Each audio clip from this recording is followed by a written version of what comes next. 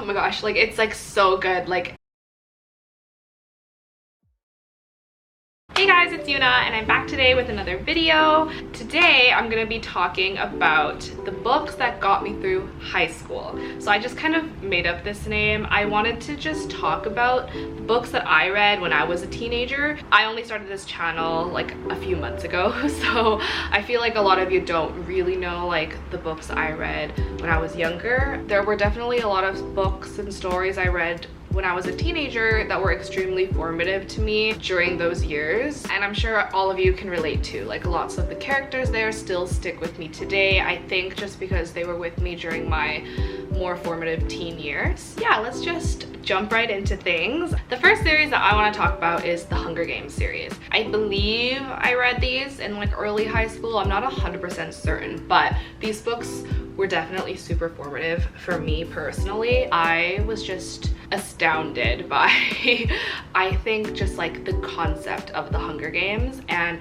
I think it was the first time for me reading like a YA series that got like a lot of critical acclaim. Like, I remember one of my English teachers, like I was in like this English AP class, and he was like, honestly a little bit stuck up, but at the time I was very shocked to hear him say that, like, oh, like, you know, I don't really like YA books, blah blah blah, but the Hunger Games is good. So I thought that was very interesting, and we even like sort of analyzed it in our class a little bit too. Like, he discussed how like the Hunger Games actually has all these really crazy underlying themes. But yeah, the Hunger Games is the first one on this list. Like, I think it was quite formative. Katniss Everdeen, the main character, was really inspiring to me. I liked that she was able to be angry and even rude sometimes, but still likable as a character. She was such a well fleshed out character, and she wasn't like a perfect one. She was incredibly flawed, and I just loved that.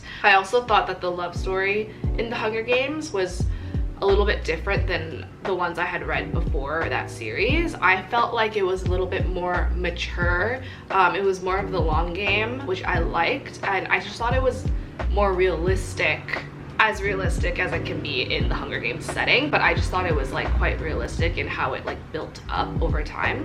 That's the first series that I loved when I was in high school, and I've reread a lot too. Like, that's how I know I really like a series, is when I want to reread it, you know? But yeah, let's move on to the next one. The next series is a big one. It's very popular, and I am also on the bandwagon as someone who loves this series, and that is the Infernal Devices series. So the Infernal Devices series, I actually read it before the Mortal Instruments series. So if you guys don't know, like, the Mortal Instruments series by Cassandra Clare was this huge popular series about like shadow hunters, these humans who have angel blood, and they like hunt down demons in order to protect the world.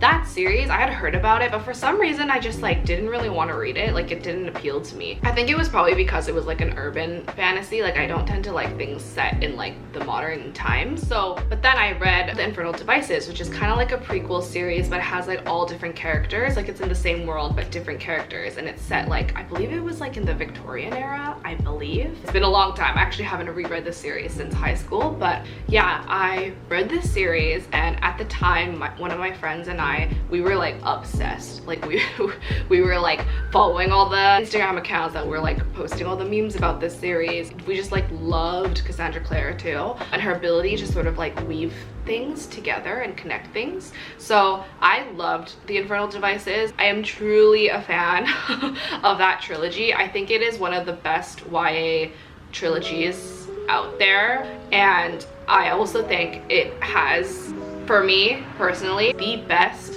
love triangle I have ever read. Yes, there's a love triangle, and I know some of you might get put off by it, but I think it is so well done, and oh my gosh, like, it's like so good. Like, I don't know how to explain it without giving anything away, but it's like heart-wrenchingly great, and you just like love everyone. Cassandra Clare has this amazing ability to make you love every character in her books, like even the side characters that come out for like 2 pages maybe total, right? Like she is so good at making you feel for the characters, and she, I think, really harnessed that ability with the love triangle in this series.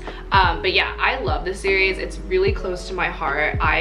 I'm almost scared to reread it because it was so good for me when I was in high school. And also, I personally don't regret reading it like before the Mortal Instruments. I did end up reading the Mortal Instruments, but I still am like a hard, like, I love the Infernal Devices way more than the Mortal Instruments. I honestly kind of read the Mortal Instruments in order to enhance my understanding of the Infernal Devices. And it's helpful, like I do recommend it, but I love the characters in the Infernal Devices way more. That one was definitely a super formative reading experience. I just really fell in love with all the characters. Like they felt like my friends kind of thing. I highly recommend this series, especially if you're a teenager right now. Like, great time to read it. I'm so glad I read it at that age. I wonder if my reading experience would be different if I read it now, but I don't want to know. So that's that. Anyways, so the next series that I'm going to talk about today is the Demon King series. It's the huge series that I had acquired on Facebook Marketplace in my last video. That series I read, I think, like early high school. I loved that series. I think that series is a great introduction to fantasy, to sort of like hardcore fantasy. Like, it has romance in it, but I would say like there actually is a lot of like politics and like court drama, like monarchy drama, like that kind of stuff happening that is integral to you understanding the plot and the romance. So for me, it was like a great introduction to the fantasy world, and it's a super long series too, so that in and of itself is a good introduction to fantasy, because fantasy series tend to be super long. But yeah, I love that series. I think it's so underrated. I honestly like don't know that many people who have read this series. Like, my favorite booktuber ever, Reagan from Peruse Project, the reason I subscribed to her was because I found out that she had read that series, and I was like, okay, like we're meant to be. Like, but yeah, just because I had just like don't ever hear people reading about it, and Reagan, she always champions that series. I want to champion it too. Like, I think it's such a great series. It's super complicated and intense in the best way. The romance is great. It spans a long period of time. There are so many different players that plot-wise it just like comes together in the end really interestingly. I recommend this series so much. It was really formative to me. I remember I got it from the library, and I literally like, I read the first one and I was like, okay, I need to go back to the library and get all of them, right? So I went back, I literally got like the whole stack and just like read them one after another. I flew through them, as you do when you're younger and you have all the time in the world. But yeah, I so recommend these, especially if you're trying to get into fantasy books. Like, I think this is a great introduction. So the next book series, I guess these are all series, but yeah, the next book series that I want to talk about is the Girl of Fire and Thorn series. So this one, I honestly think this might be even more like underrated than the Demon King series. Like, I don't know of anyone who talks about this. Actually, Reagan from Peruse Project did mention these, so I was just like, okay, like we have the same reading tastes.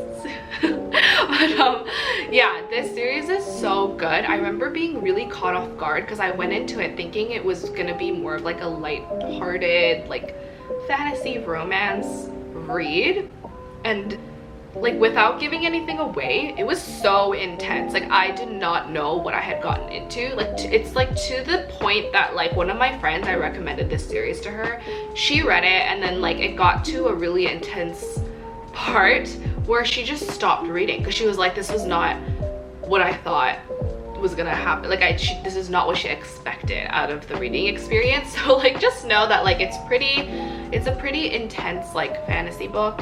Yes, it's like does have a pretty heavy romance basis, but I think it's quite unique out of all the other like YA fantasy romance books that I've read. I was very pleasantly surprised by it. Like, I like intensity. Like, I'm like, bring it on. I like something unique. So I fell in love with this series. I believe it's a trilogy, I'm pretty sure. But yeah, I really like this one. I don't really want to say much because it is quite, like, I don't want to give anything away, but I love this series. I think it's so underrated. Like, so underrated. Like, I literally don't ever hear people talking about it, and it's only a trilogy. Like, I don't think it's that difficult to read, so I highly recommend it. It's so good, and I really like the romance, so if you like romance, I think you'll like it too. Just know though, it does get a little intense. That's all I'm gonna say.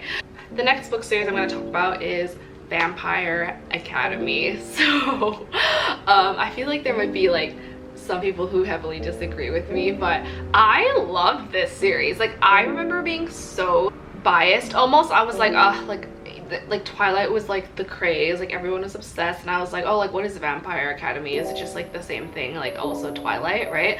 But I just like randomly picked it up, and I ended up really liking it. Like, it is not like Twilight at all, like at all.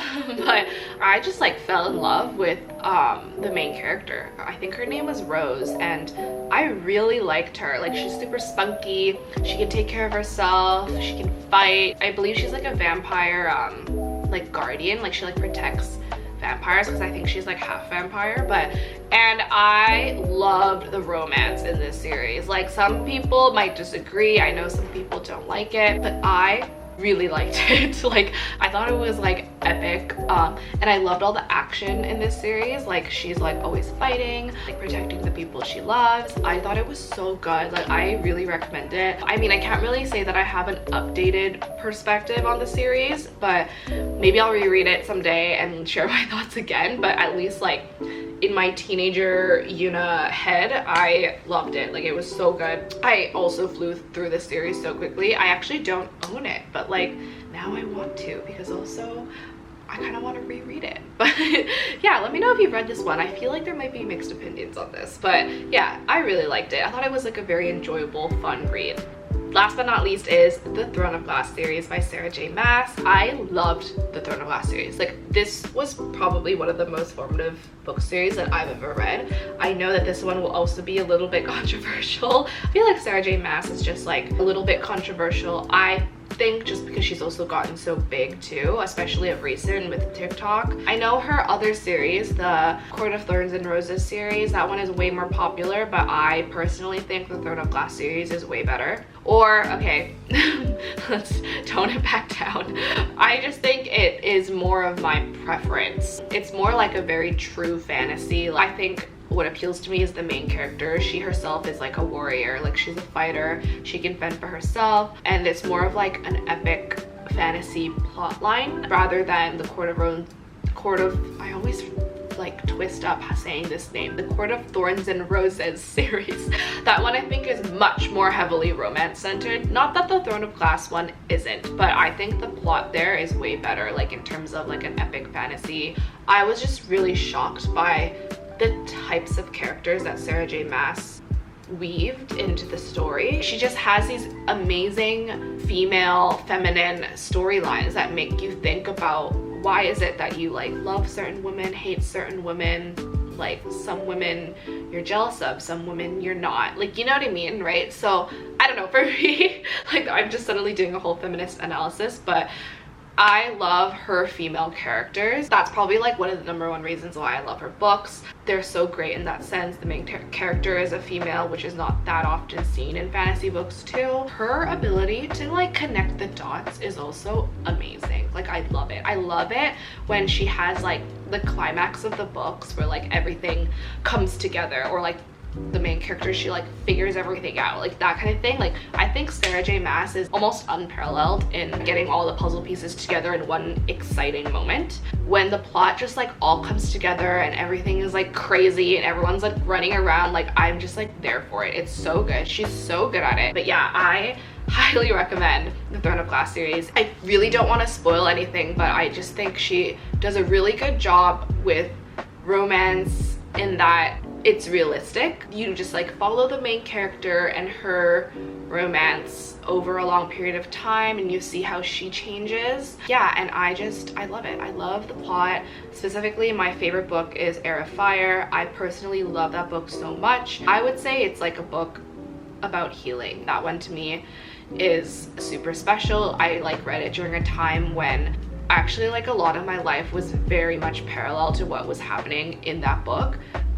Minus the like fantasy magic stuff. But yeah, I think I started it in high school, but I finished it in, or actually, I just realized I have to reveal myself that I actually haven't read the last book because I'm like a scaredy cat. You know when you finish a series, you're in major withdrawal. Like I know I will have major withdrawal once I finish the Throne of Glass series. So like I just have left the last book. Like I was like, I will do it when I'm ready. So I guess my review is more like not the whole series, like everything except the last book. But I mean, I think the last book has really great reviews too. So it's more just like a me problem. I just like don't want it to end.